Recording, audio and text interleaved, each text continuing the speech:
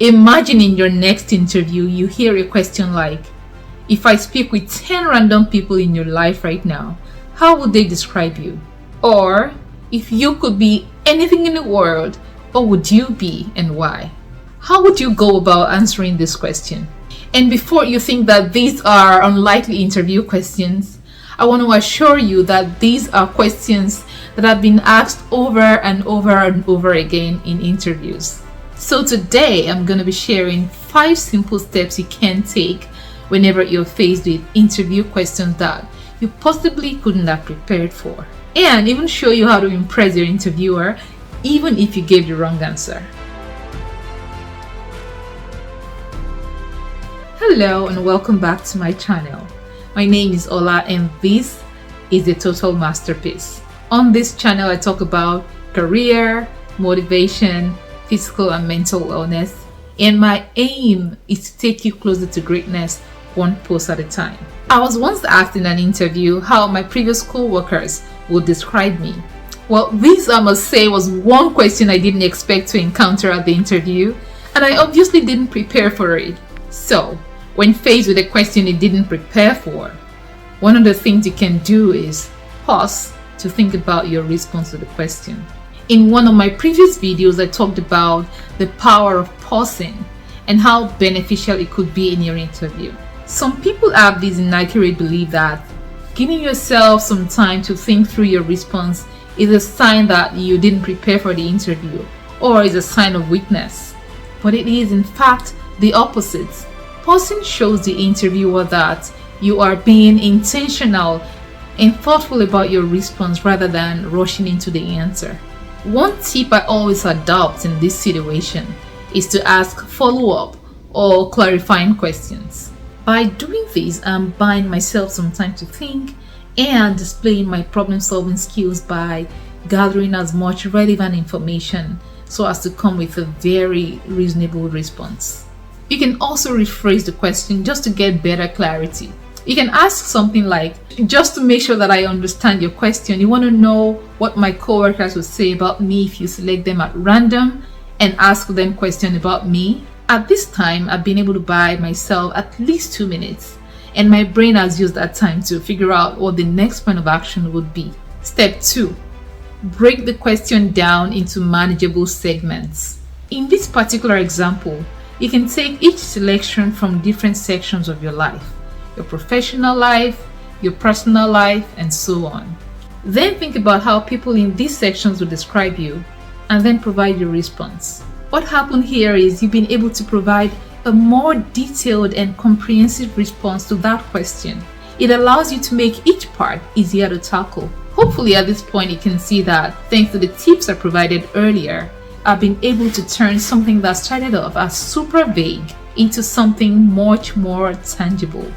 You can even articulate your thoughts out loud so the interviewer can follow your train of thoughts. So it turned out, after I provided my response, the interviewer nodded and moved on to the next question.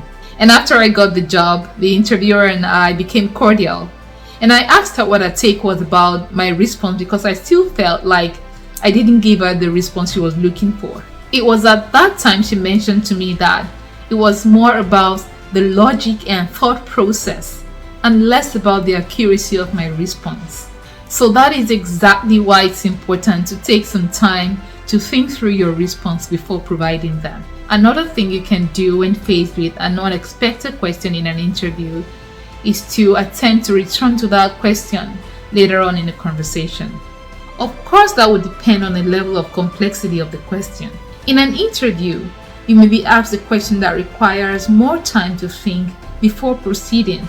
The easiest thing to do here is to reaffirm the quality of the question just to show your interest in the topic. Then let them know that you'd like more time to think about that question and come up with a response later. You can say something like, "This is a very thoughtful question.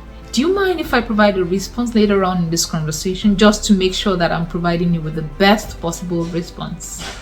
Unless the question is super basic, like "Tell me about yourself," or some other common interview questions, the interviewer would always give you some time to structure your answer.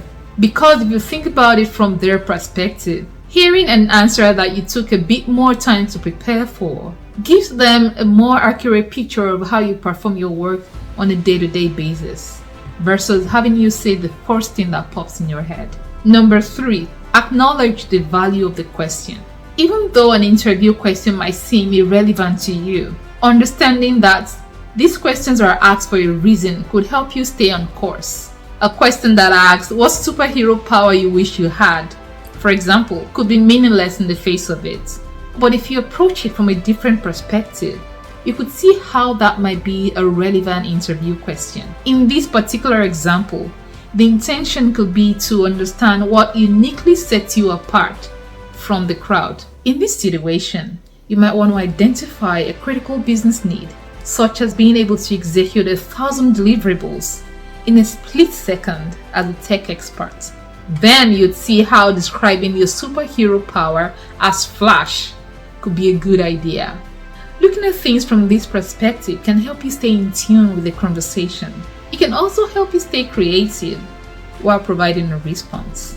Number 4, stay present in the conversation. It is common to lose your balance or feel distracted if you are uncertain about how to answer an interview question, which may in turn cause you to lose confidence in your response and ultimately distract you from providing a great response. To overcome this challenge, try to remain calm by using stress management skills such as deep breathing and understanding that your interviewer is also human.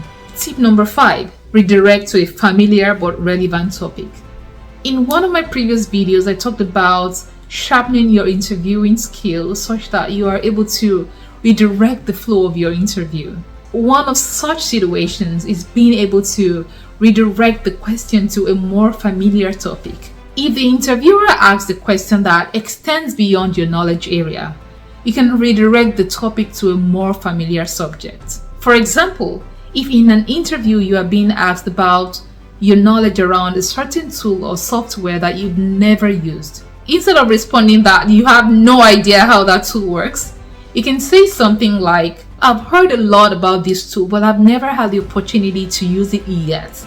However, in the past, I've had the opportunity to use a software with similar functionalities. You can then go ahead and elaborate on specific functionalities and then talk about how they might be similar to the one in question. What I like about this strategy is that it helps you demonstrate your industry knowledge while remaining honest with your limitations.